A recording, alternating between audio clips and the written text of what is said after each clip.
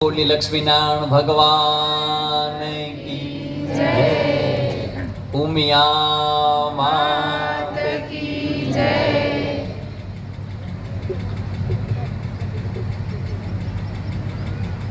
આજે 30 વર્ષ પૂર્ણ કરીને 31મા વર્ષમાં આપણા ભગવાનની પ્રાણ પ્રતિષ્ઠા કર્યાનો જે સમય પસાર થયો છે એની એક ઉજવણી છે. તો ઉજવણી નિમિત્તે આ કુરબઈ ગામના સર્વ પાટીદાર ભાઈઓ બહેનોના, તમારા સમાજના પ્રમુખશ્રી, એમની સમગ્ર ટીમ અને મા ઉમિયાના બધા જ દીકરા દીકરીઓ, બધાને મારા હરિઓમ હરિઓમ હરિઓમ.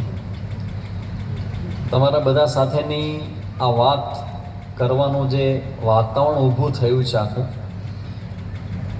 એમાં ઘણી બધી મહેનત લાગી છે. અને લગભગ મને યાદ છે ત્યાં સુધી લગભગ 3-3.5 મહિના પહેલાં આ બધા મને મળવા આવ્યા હતા કે સ્વામીજી, અમારા કુરબઈ ગામમાં આવો ઉત્સવ છે અને તમારે ત્યાં સત્સંગ માટે આવવાનું છે. ત્યારે મેં કીધું કે હા, હું ચોક્કસ, કારણ કે સ્વામીજી જે હોય ને, સંન્યાસી હોય ને, એનું જીવન જ આ, તમારો તો એક પ્રસંગ છે અને મારું આ જીવન છે. સવાર બપોર સાંજ મારા એક જ કામ હોય, સત્સંગ કરવો અને કરાવવો, ભગવાનનું નામ લેવું અને લેવડાવવું. તમે તો આવું તો ખરા ને, તમારો આવડો બધો સમાજ ભેગો થાય, પણ મને થોડો સમય જોશે. તમે એમ કહો કે 10-15 મિનિટ માટે આશીર્ પ્રવચન માટે તમે આવો અને અમે ફોટા પડાવી લઈને પછી તમને જમાડીને મોકલીએ, બધું એ નહીં પોસાય મને. કારણ કે આવડો બધો સમાજ ભેગો થતો હોય તો તમારા મન મગજ સાથે અમારે એક ઓપરેશન કરવાનું છે, અને જેની ગુરુ આજ્ઞા અમને થઈ છે. અને 20 વર્ષથી હું આ કચ્છમાં કરું છું. 2010માં કુરબઈ ગામમાં આવ્યો હતો, 15-16 વર્ષ પહેલાં. એટલે 15 વર્ષના વાયણા વહી ગયા અને ફરીથી સ્વામીજી ધમાકેદાર બધા ઉત્સવમાં, પ્રસંગમાં સ્વામીજી ફરી તમારી સામે હાજર થયા છે. તો આજનો આપણો આજે ચિંતન વર્ગ છે માનુષ્યનું જીવન, માનવ જીવન, એની વિશેષતા અને એની મર્યાદાની ચર્ચા તમારા બધા પાસે મારે કરવી છે. મેં કહ્યું એ પ્રમાણે કે થોડી ચર્ચાઓમાં અમુક સમય ગંભીરતા આવશે, ડેપ્થ આવશે, ડેપ્થ ને ઊંડાણ વખતે તમારી હાજરી મને વિશેષ જોશે. કારણ કે હું ઘણી બધી વસ્તુઓ કહેવા માટે મારું મન ઉછળશે અંદરથી કે હું આ કહી દઉં તમને, પણ સમયની ગમે તેટલો મોટો સમય આપે તો પણ અમને સમય ઓછો જ પડશે ને તમને ઓછો પડશે એની ગેરંટી છે. કે તમે આ સ્વામીજીને 1.5 કલાક 2 કલાક આપ્યા, પણ હજી વધારે આપ્યા હોય તો સારું હોત. કારણ કે એટલું બધું અમારા ગુરુજનોએ, આ પરંપરાએ અમને ભરીને મોકલ્યા છે. અને એમ કહ્યું કે જાઓ, તમે કચ્છની અંદર જાઓ અને આપણા ભારતની આ જે પશ્ચિમ સીમા રેખા છે એનું તમે સરસ મજાનું આયોજન કરો. અને આપણી આ ભારતની અંદરનો જે ગુજરાતનો જે પ્રદેશ છે એ પ્રજાની અંદર આપણા હિન્દુ ધર્મના સંસ્કારો એ વધુ દ્રઢ થાય, વિચારોમાં ક્લિયરિટી આવે, અને આપણો ખાસ કરીને યુવા વર્ગ છે, ભાઈઓ ને બહેનો, એનું સંરક્ષણ થાય અને શક્તિ બધી એકાગ્ર થાય. અને એ શક્તિમાંથી એવું કંઈક થાય જેને કારણે આ તમારા સમાજમાંથી કોઈ એવા યુવાનો બહાર આવે, એવી શક્તિ સાથે બહાર આવે કે જેની શક્તિનો લાભ માત્ર કુરબઈ ગામને મળે એમ ન હાલે, તમારા સમાજને મળે એમ ન હાલે, સમગ્ર ભારત રાષ્ટ્રને લાભ મળે એવા યુવાનો તૈયાર થાય. Not an simple job. આ નાની વાત નથી. આ સભાની અંદર, સભાખંડમાં આટલા બધા લોકો બેઠા છે, બધા મને જોવે છે, તમે મને સાંભળો છો, એમાંથી ખબર નહીં કોનું હૃદય કેટલું તૈયાર હશે અને સ્વામીજીની આ વાતને, એ શબ્દોમાં રહેલા અર્થને એ પકડી પાડશે અને હૃદયમાં ઉતારશે અને એક નવા જીવનના સંકલ્પ સાથે નવું જીવન શરૂ થાય. તો સૌથી પહેલી મુદ્દાની વાત મારી કરવી છે કે આપણે બધા લક્ષ્મીનારાયણ ભગવાનને ઈષ્ટ દેવતા તરીકે સ્થાપિત કરીને એનું પૂજન અર્ચન કરીએ છીએ. તો આ લક્ષ્મી અને નારાયણનો અર્થ તમે આટલા વર્ષથી બધું કરો છો, પણ હું તમને મારી દ્રષ્ટિએ બતાવું કે લક્ષ્મી નારાયણ એટલે શું. જો લક્ષ્મી શબ્દ જે છે ને એનો અર્થ આપણે જે કરીએ છીએ ને એના કરતાં ઘણો બધો મોટો છે. આપણે શું અર્થ કરીએ? તમારા ખિસ્સામાં રહેલા પાકીટની અંદર શું છે? તો કે સંપત્તિ. શું કહેવાય એને? લક્ષ્મી. તમારા એકાઉન્ટમાં શું છે? તો કે લક્ષ્મી. તમારો આ જમીન જાયદાદ કે તમારું મકાન કે તમારું જેટલી બધું એ શું છે? તો કે લક્ષ્મી. જો હું તમને કહી દઉં, આ બધું તમે લક્ષ્મી કહો છો, પણ મૂળભૂત રીતે, બેઝિક રીતે આપણા હિન્દુ ધર્મની અંદર, સનાતન ધર્મની અંદર આ લક્ષ્મી શબ્દનો અર્થ થાય, લક્ષ્મી એટલે શક્તિ, સ્ટ્રેન્થ. તમે એમ કહો કે તમારા ખિસ્સામાં લક્ષ્મી છે, તો તમે મને પૂછો કે સ્વામીજી તમારા પાસે કેટલી લક્ષ્મી છે? સ્વામીજી પાસે શું લક્ષ્મી હોય? સ્વામીજી પાસે લક્ષ્મી નથી, પણ આ સ્વામીજી જે બોલે છે ને એ બોલવાની શક્તિ એ લક્ષ્મીની કૃપા છે. તમારી સમજવાની શક્તિ એ લક્ષ્મીની કૃપા છે. જે શક્તિથી ઇવન તમને હું બોલું અને મારો અવાજ છેક સુધી આવે છે, પાછળ પહોંચે છે, અવાજ આવે છે છેક સુધી. વાહ, વેરી ગુડ. હવે આ અવાજ કોની મદદથી આવે છે? માં લક્ષ્મીની કૃપાથી. કેવી રીતે? આ બધા માઇક વાળાએ ભેગા થઈને સિસ્ટમ ગોઠવી અને એની અંદર હું બોલું અને એ અવાજને આટલો બધો મોટો કરીને ત્યાં સુધી પહોંચાડે, તો એ જે શક્તિ જે છે એ જ તો નાનામાંથી મોટું કરી શકે, એકમાંથી અનેક કરી શકે, વૃદ્ધિ કરી શકે, રક્ષણ કરી શકે, જીવન ચલાવી શકે. જીવન ચલાવવાની શક્તિ એટલે માં લક્ષ્મી. હવે તમે મને કહો કે લક્ષ્મીના આપણે સંતાનો હોય, નારાયણ લક્ષ્મી નારાયણના, તો હું તો એમ કહું, તમને તો ખબર હોવી જોઈએ કે આપણે તો છીએ જ, પણ સમગ્ર માનવ જાત અને સમગ્ર સૃષ્ટિ એ આ લક્ષ્મીની જ કૃપા અને તાકાત ને આશીર્વાદથી હાલી રહી છે. તમારું ને મારું જીવન તો ચાલે જ છે. સમગ્ર જીવનની સૃષ્ટિ છે, એ કીડી હોય કે હાથી હોય કે કોઈ પણ હોય, વ્યવહાર લક્ષ્મીજી વગર થાય નહીં. એટલે હવે તમે મને કહો કે આ લક્ષ્મીજીના ઉપાસકો છીએ આપણે, તો કોના ઉપાસકો થયા આપણે? શક્તિના. શક્તિ એટલે જીવન, શક્તિ એટલે એવું સામર્થ્ય જેને કારણે આપણે બધાનું હાલે. તો એ લક્ષ્મીજીના આશીર્વાદ મેળવવા માટે અહીંયા આપણે મૂર્તિની સ્થાપના કરી, બરાબર? અને બીજા છે નારાયણ. હવે તમને કહું કે લક્ષ્મી અને નારાયણમાં નારાયણનો અર્થ શું થાય? નારાયણ કોણ છે? શક્તિ હંમેશા શક્તિમાનની હોય. તો આ લક્ષ્મી માં છે, જે શક્તિ છે, જે સામર્થ્ય છે, એ કોના છે? તો કે નારાયણના છે. તો નારાયણ જેને આપણે ભગવાન કહીએ, એટલે એક નારાયણ છે ને એક લક્ષ્મી માતાજી છે, એવો ભેદ બધાને દેખાય. પણ આજે સ્વામીજી તમારા માઇન્ડમાં કુકરી લગાવી જાય છે, આવા બે છે જ નહીં, એક જ તત્વ છે નારાયણ. એ નારાયણ રૂપે છે અને નારાયણ લક્ષ્મી રૂપે છે. એક જ ભગવાન છે જે નારાયણ રૂપે છે અને એ જ લક્ષ્મીજી રૂપે છે. લક્ષ્મીજી એટલે ભગવાનની શક્તિ, ભગવાનના પોતાના અસ્તિત્વમાંથી ભગવાને પ્રગટ કરેલી શક્તિ એટલે માં લક્ષ્મી. અને એના બે વગર આ સંસાર ન ચાલે હો. ઇવન અમારે પણ એવું હોય કે નવામાં આવ્યા હોય ને કોઈક મકાન જોતું હોય ને ભાડે ભુજમાં, તો ખબર પડે કે આ એકલા છે, તો કે મકાન ભાડે ન દેવાય, સેફ નથી. કુટુંબ પરિવારવાળા હો, સાથે હોય તો તમારે વિશ્વાસ પાત્ર છે. એકલો વ્યક્તિ સમાજમાં વિશ્વાસને પણ પાત્ર નથી. આ તો ભગવાનની ગુરુ મહારાજની કૃપાથી ધીમે ધીમે ધીમે રહેતા અત્યારે તો ખાવા પીવાનું થોડુંક મળી જાય છે અને રહેવાનું એક નાનું ઝૂંપડું મળી ગયું છે તો હાલે. પણ આ લક્ષ્મીનારાયણ શબ્દો બહુ જબરજસ્ત છે. અને હવે હું કહું કે આ લક્ષ્મીનારાયણ શબ્દને આપણે આપણા જીવનમાં કેવી રીતે લાવવો જોઈએ. હજુ આપણે મૂર્તિની સ્થાપના કરી, બરાબર ને, મંદિર કર્યું, તો હવે મને તમે બધા જવાબ આપજો કે ભગવાન હોય જેની સ્થાપના આપણે કરી, ભગવાન રીએ ક્યાં? ચાલો હા, હવે જવાબ તમારે દેવાનો છે. ભગવાન ક્યાં રીએ?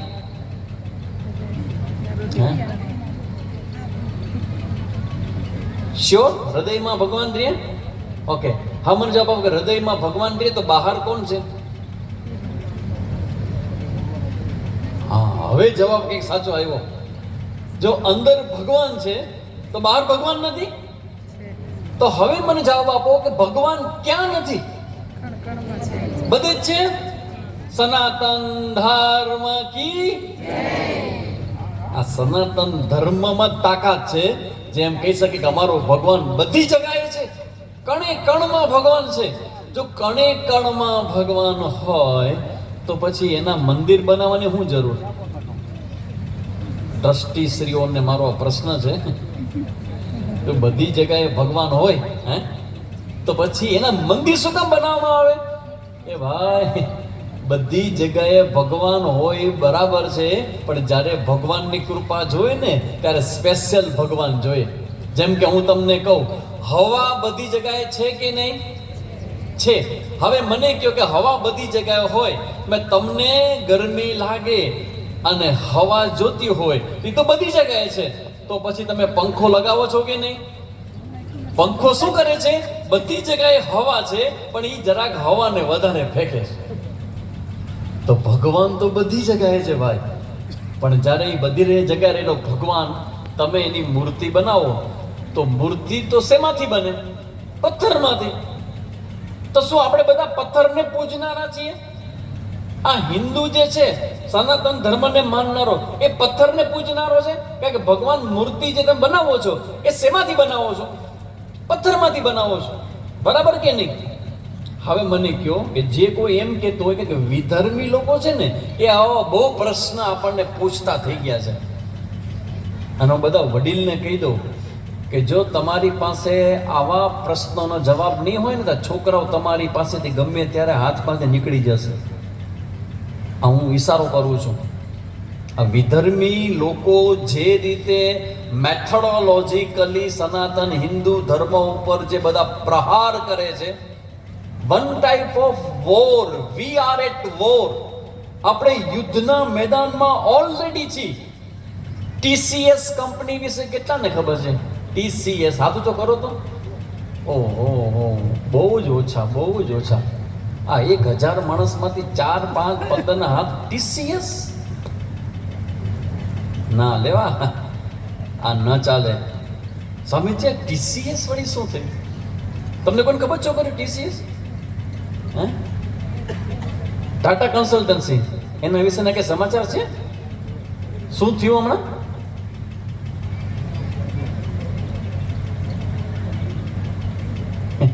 જો આ વડીલ તમે બધા બેઠા છો ને, આ હું તમને ઈશારો કરું છું કે તમારા છોકરા છોકરીઓને આ બધી ખબર હોવી જોઈએ તો એ બચી જશે. જો ખબર નહીં હોય ને તો TCS કંપનીમાં જે થયું ને, કાલ સવારે આપણી કોઈક દીકરીને પણ કોઈક ઉપાડી જશે, ખબર નહીં પડે. TCS કંપનીમાં શું થયું કે એ કંપનીમાં જોબ આપે, છોકરી છોકરાને જોબ આપે, પણ એમાં નિયમ એવો કે કોઈ છોકરાએ હાથમાં કોઈ દોરો નહીં બાંધવાનો તમારા ભગવાનનો કે ગુરુનો, ગળામાં કઈ માળા નહીં પહેરવાની, કોઈ તિલક નહીં કરવાનું, ચોટી નહીં રાખવાની, કોઈ ભગવાનનું નામ કંપનીમાં લેવાનું નહીં, અને વિધર્મી લોકોને બુરખો પહેરવાની છૂટ. બહુ મોટું ષડયંત્ર ચાલ્યું કે આપણી છોકરીઓ જે ત્યાં જોબ કરતી હોય એને ધીમે ધીમે ધીમે ધીમે આપણા ધર્મ વિશે આવા પ્રશ્નો ઊભા કરી કરી એના મનમાં શંકાનો કીડો નાખી અને પછી એમ કહી દે કે તમારા ધર્મ કરતાં અમારો ધર્મ શ્રેષ્ઠ છે અને તમે અમારા ધર્મમાં આવી જાઓ. બહુ જ મોટા પાયે ચાલી રહ્યું છે. એની જાગૃતિ તમારા બધામાં હોય. તમે બધા, આપણે બધા જ એના ટાર્ગેટમાં છીએ. આ મારો વિડીયો અત્યારે તમે લાઈવ મૂકો છો તો ખબર નહીં આપણે કેટલા લોકો જોતા હશે, પણ એ લોકો જોતા હશે અને નોંધ કરશે કે આ સ્વામીજી કોણ છે, ક્યાં જઈને બધી વાતો કરે છે. આ હિન્દુ ધર્મને જગાવનારા બચાવનારા છે કોણ, એને ટાર્ગેટમાં લ્યો, એને પાડો. આ પ્રકારનું ષડયંત્ર ચાલી રહ્યું છે. તો એવા સમયે એમ કહે લોકો કે પથ્થરનો બનેલો ભગવાન, એને તમે પૂછો છો? તો આવા પ્રશ્ન કરનારા મૂર્ખાઓને કહી દઉં કે તમે કોઈ પણને પૂછો આમાંથી કે તમે આ મૂર્તિ પથ્થર છે એના દર્શન કરવા જાઓ છો કે ભગવાનના દર્શન કરવા જાઓ છો મંદિરમાં? આવી ગયો જવાબ. પથ્થરના નહીં પણ ભગવાનના દર્શન કરવા અમે મંદિરમાં જઈએ છીએ. તો આપણી નજરમાં શું છે? ભગવાન. ને એની નજરમાં શું છે? પથ્થર. તો જેની નજરમાં પથ્થર હોય એને પથ્થર દેખાય, જેની નજરમાં ભગવાન હોય એને ભગવાન દેખાય. તો અમે ભગવાનના દર્શન કરવા મંદિરમાં જઈએ છીએ. કોઈ અમને ન કહી શકે તમે મંદિરમાં પૂજો છો એટલે ખોટા છો ને ખરાબ છો. આ મંદિર જે છે ને એમાં જે લોકો રેગ્યુલર નિયમિત જતા હોય, ભગવાનને માનતા હોય, ભગવાનમાં કે ગુરુમાં જેની શ્રદ્ધા હોય, યાદ રાખજો એક શબ્દ, આવા લોકો કદી પણ માનસિક રીતે ગાંડા નહીં થાય. સ્ટ્રેસ મેનેજમેન્ટનો સૌથી મોટો જે ટોપિક જે છે ને એ આપણા મંદિર દ્વારા આપણે એને રિમૂવ કરતા આપણી ઋષિ મુનિઓએ આપણને શીખવાડ્યા છે. આપણે બધા પ્રતિક ઉપાસનાઓ કરનારા છીએ. જેમ કે તમારી સામે અત્યારે સ્વામીજી આવ્યા છે, તો સ્વામીજી જે આવ્યા છે એને આ ભગવા કલરના કપડાં પહેર્યા છે. તો તમે શું કહો? ભગવા કલરના કપડાં પહેર્યા એટલે એ સંન્યાસી કહેવાય, એ સંત કહેવાય, બરાબર ને? તો ભગવા કલરના કપડાં શું કામ?